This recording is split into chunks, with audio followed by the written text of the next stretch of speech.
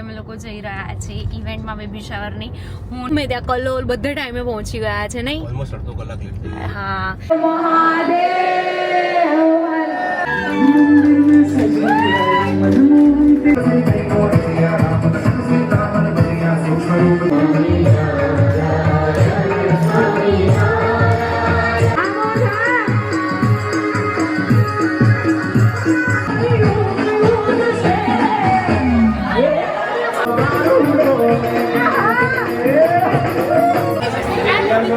બીજી લઈ આવશો? જોઈએ બીજી એ વાગે બી તમે મમ્મીને એમ કહેશો ને, મમ્મી મને ભૂખ લાગી છે, મારા માટે ખાવાનું બનાવો. પડી જતો ને ત્યારે સૌથી પહેલા તો દોડીને આવીને આ એક એવું વ્યક્તિ છે, કારણ કે ભગવાનને પણ એ પોતાનું બાળક 1000-1500 ની વસ્તુ માંગી હોય અને ઘણી વખત એવું થયું હશે કે ખિસ્સામાં 500 રૂપિયા પણ નહીં હોય. આ શબ્દોને ભાઈઓએ બહુ સારી રીતે સમજ્યું છે. Everyone, Hare Krishna, welcome back to my new and fresh vlog. So guys, સરસ મજાના થઈ ગયા છે રેડી અને અત્યારે અમે લોકો જઈ રહ્યા છે ઇવેન્ટમાં બેબી શાવરની. હું ને નિકેશ જ છે, અમે બંને જ બરાબર, કારણ કે આજે કોઈ જ અમારી સાથે નથી અને ઇવેન્ટ છે નિકોલમાં જ.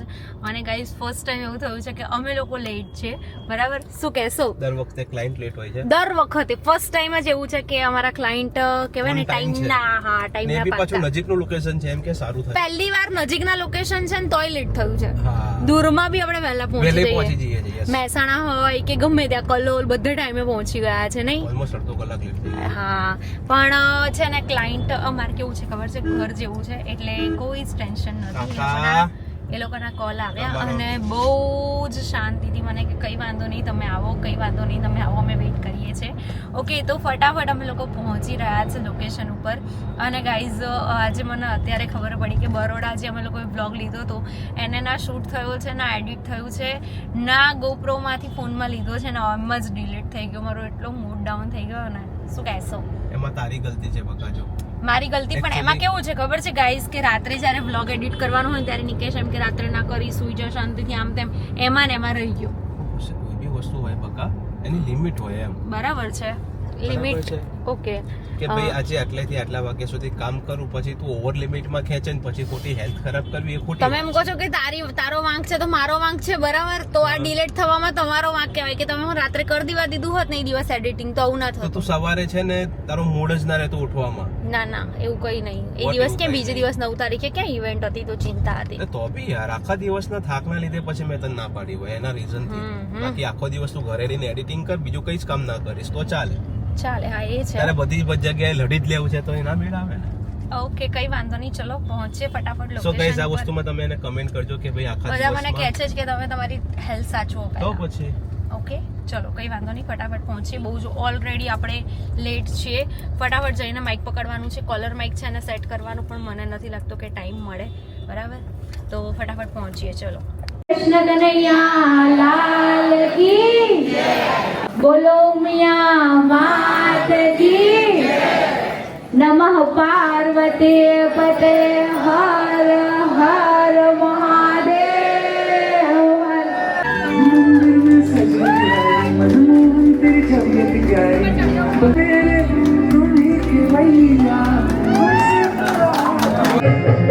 વક્રતુંડ મહાકાય સર્વકાર્યેષુ સર્વ. સાથે જ ગર્ભ સંસ્કાર જે કરવામાં આવે છે તો ઘણા લોકોના મગજમાં એવું હશે કે ગર્ભ સંસ્કાર કરવા કોઈ જરૂરી છે નહીં, કારણ કે જે કૂવામાં હોય એ જ હવાડામાં આવે.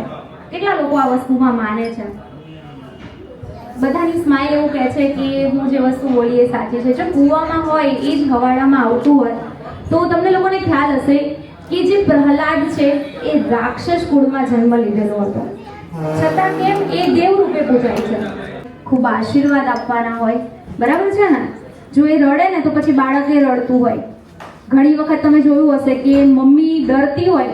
મારું પણ એવું કંઈક ઉદાહરણ છે. સાટકાવાળો બાવો આવે તો હું પહેલેથી બીઉં, અને આજે મારો બાળક 4 વર્ષનો છે ને સેમ વસ્તુ છે આજે પણ.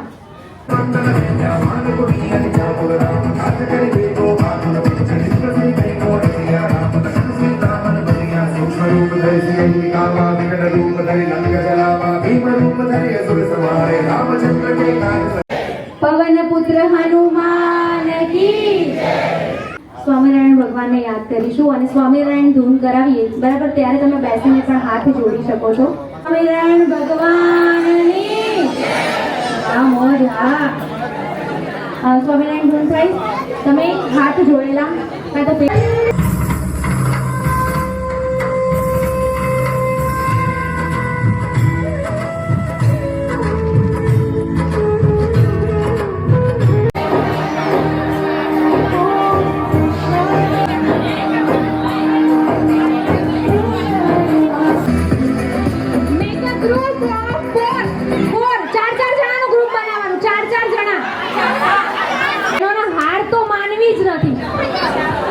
હું નહીં હારું છું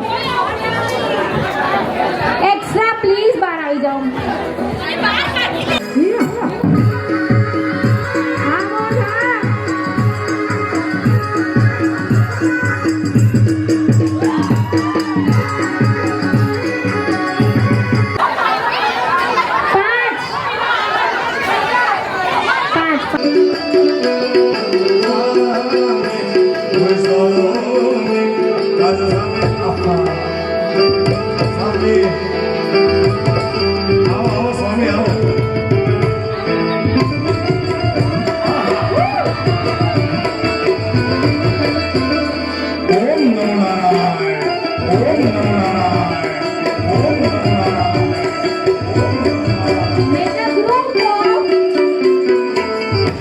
હાથ ઉપર જ નજર છે 7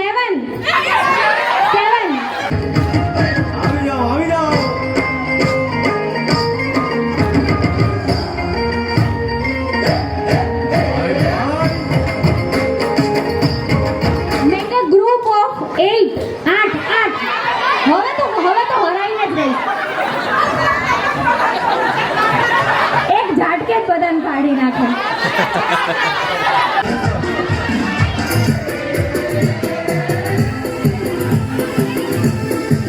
આવી જાઓ બંનેની થઈ ગઈ અલ્યા પણ હાચેમાં મને એવું લાગે છે જમીનભાઈ સીધું અહીંયાથી બહાર જ જવું પડશે ઓકે હવે આમાં તો તમે બંને જો જીતી ગયા છો બરાબર કોકરું નામ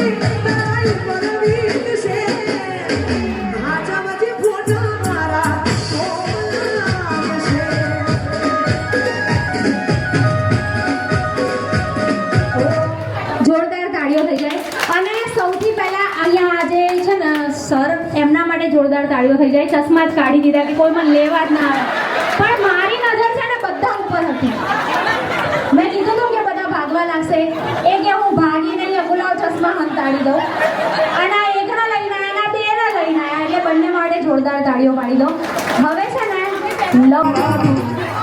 જે કરવું હોય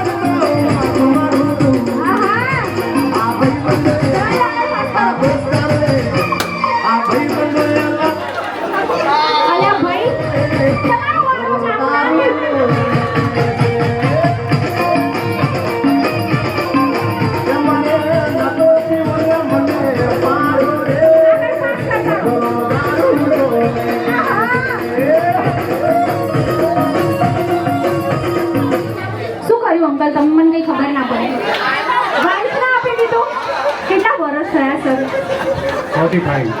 45 ઓકે અને મેમની જોડે કેટલા વર્ષ થયા એ તો ઘણા વર્ષ થઈ એમ કે છે દુઃખના દિવસો યાદ ના કરાવશો હા કે છે દુઃખના દિવસો યાદ ના કરાવશો થોડી ના તો લાવો છો એમ કે ફૂટે એવી નહીં બીજી લઈ આવશો હવે જોઈએ બીજી હજુ મહિનો થયો છે હા જલ્દી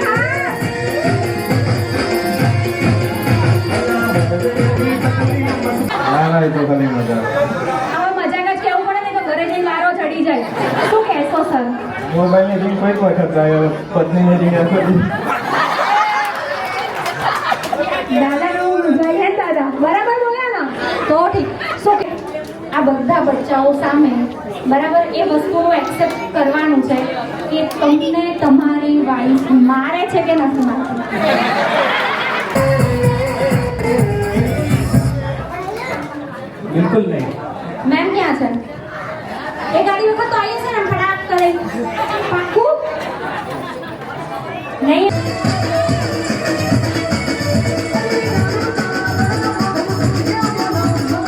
આજનો દિવસ માતા માટે છે કે તમારે બધાએ તમારા મમ્મીને થેન્ક યુ કહેવાનું છે અને એનો આભાર માનવાનો છે અને અહીંયા જે સોંગ ચાલી રહ્યું છે આંખો બંધ કરીને અંતરના ઊંડાણથી પોતાની માતાને યાદ કરવાની છે એના સાથે વિતાવેલા હરેક પળને યાદ કરવાના છે તમે તમારા મમ્મી જોડે જેટલો પણ ટાઈમ સ્પેન્ડ કર્યો છે નાનપણથી લઈને અત્યાર સુધીમાં હરેક વસ્તુને યાદ કરવાની છે તમારે પેટ ઉપર હાથ રાખી અહીંયા જે પણ વાત થાય છે એને ફીલ કરવાની છે અને તમારા બાળક સુધી પહોંચાડવાની છે કારણ કે અમે બધા બોલીશું પણ તમારા બાળક સુધી બધી વાતોને પહોંચાડવાનું કામ ખાલી તમે જ કરી શકો છો થેન્ક યુ મમ્મા મને આટલો બધો પ્રેમ આપવા માટે થેન્ક યુ મમ્મા હંમેશા તારા સપનાઓને ભૂલીને મારા સપનાને સાકાર કરવા માટે થેન્ક યુ મમ્મા મારા માટે જે તું કરી શકે છે ને ત્યાં દુનિયામાં કોઈ નથી કરી શકતું અંતરના ઊંડાણથી પોતાની માને યાદ કરવાની છે એના સંઘર્ષને યાદ કરવાનું છે અડધી રાત્રે 2 વાગે બી તમે મમ્મીને એમ કહેશો ને મમ્મી મને ભૂખ લાગી છે મારા માટે ખાવાનું બનાવો તો એક માં જેવી છે જે પહેલા ઊભી થઈને તમારા માટે ગરમ ગરમ રોટલી બનાવે પોતાની માને આજે પ્રોમિસ કરવાનું છે કે આજ પછી હું તને ક્યારેય સામે નહીં બોલું જ્યારે માનું મહત્વ સમજાય છે ને સાહેબ ત્યારે બહુ મોડું થઈ ગયું હોય છે મને ખબર છે મમ્મા જ્યારે હું પડી જતો ને ત્યારે સૌથી પહેલા તું દોડીને આવીને મને ગળે લગાવે આજે તમારે તમારા મમ્મી જોઈએ તમારી જોડે હોય ને મને મસ્ત હક કરીને થેન્ક યુ કહેવાનું જેટલી પણ દીકરીઓ આ બેઠી છે તમારા મમ્મી અહીંયા તમારી જોડે હોય તો એને હક કરીને થેન્ક યુ કહેવાનું છે કારણ કે અહીંયા ઘણા બધા લોકો એવા બેઠા હશે કે જેમની મમ્મી અહીંયા હાજર નહીં હોય કદાચ આ દુનિયામાં પણ નહીં હોય અને એને હક કરવા નહીં મળ્યું માં જ એક એવી વ્યક્તિ છે જેને બીજું કશું જ નથી જોઈતું ના પૈસા જોઈએ છે કે ના હરવું ફરવું જોઈએ છે ખાલી એને તમારો પ્રેમ જોઈએ છે એને થેન્ક યુ જોઈએ છે માએ આજ સુધીમાં નથી કીધું કે તું મને થેન્ક યુ કહે પણ આપણી ફરજ બને છે કે આજે એને થેન્ક યુ કહેવું હક કરી લો આજે જેટલા ભાઈઓ પણ છો ભાઈઓને પણ છો મમ્મી અહીંયા હોય તો મસ્ત હોય કારણ કે માં એક એવું વ્યક્તિ છે કારણ કે ભગવાનને પણ જન્મ લેવા માટે માના ખોળાની જરૂર પડી છે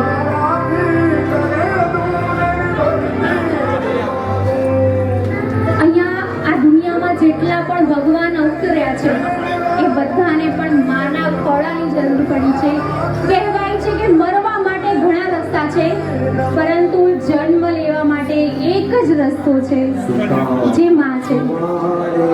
ભગવાન બધે નથી પહોંચી શકતો ને, એટલે એને માં બનાવી છે. Thank you so much, thank you so much. મારા શબ્દો નહોતા પપ્પા આપણે પણ થોડું થેન્ક યુ તો બને જ છે. અને ક્યારેક એવું થયું હશે કે પોતાનું બાળક 1000-1500ની વસ્તુ માંગી હોય, અને ઘણી વખત એવું થયું હશે કે ખિસ્સામાં 500 રૂપિયા પણ નહીં હોય, પણ પોતાના બાળક અને પત્નીની ખુશી માટે હંમેશા હસતો ને હસતો. એ વ્યક્તિત્વ એટલે પિતા. અને મારું એવું માનવું છે કે ઘણી વખત આપણે કહેતા હોય કે પપ્પા બહુ સ્ટ્રિક્ટ છે. ઘણી છોકરીઓને આજે હું સ્પેશિયલી કહેવા માંગુ છું, ઘણી દીકરીઓના મોઢે મેં સાંભળ્યું છે કે જવા દો યાર, મારા પપ્પા તો બહુ સ્ટ્રિક્ટ છે. પણ એ કેમ સ્ટ્રિક્ટ છે ને, એના પાછળ ઘણા બધા કારણો હોય છે. એટલે આજ પછી ક્યારે કદાચ પપ્પા બોલે ને, તો એ ચૂપચાપ સાંભળીને એના પાછળનો વિચારજો કે પપ્પા કેમ આપણને આવું કહે છે. અને એક નાની એવી વાત, હારી ચૂક્યો હતો બધેથી, પણ મારી હિંમત બનનાર મારા પિતા હતા. પોતાના પપ્પા માટે આજે જોરદાર તાળીઓ પાડજો. આ શબ્દોને ભાઈઓએ બહુ સારી રીતે સમજ્યું છે, સાંભળ્યું છે, અને એ જ આ વસ્તુને ફીલ કરી શકે છે. ઈશ્વર, આ ગર્ભવતી માતાને શાંતિ સુધી પહોંચાડવાનું છે. હું નાનકડી એવી ભેટ લાવી છું એમના.